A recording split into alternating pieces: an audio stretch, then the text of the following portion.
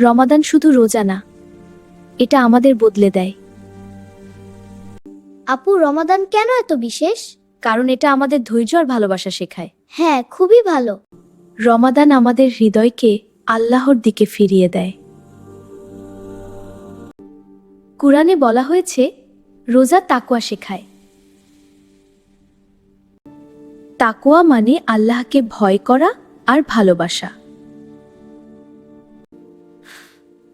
আমি রোজা রাখছি আল্লাহর সন্তুষ্টির জন্য। রমাদান আমাদের ধৈর্য শেখায়।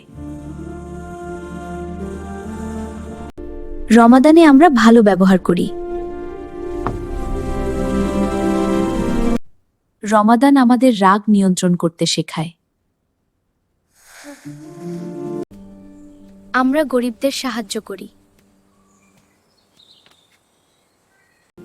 রমাদানে আমরা বেশি বেশি সালাম দিই। আমরা কুরআন পড়ি আর বুঝার চেষ্টা করি। ইফতারের সময় আমরা আল্লাহকে ধন্যবাদ দিই। লাইলাতুল কদর 1000 মাসের চেয়ে উত্তম। রমাদানে বেশি বেশি দোয়া করি। রমাদান আমাদের উদার হতে শেখায়।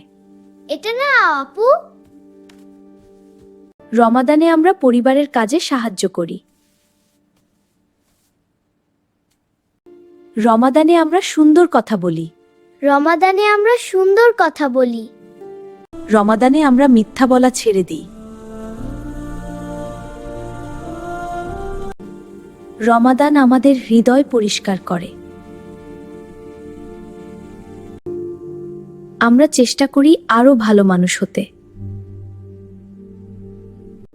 আমি রমাদানে ভালো মুসলিম হব। রমাদান আমাদের আল্লাহর কাছে নিয়ে যায়। রমাদান আমাদের ভালো মুসলিম হতে শেখায়।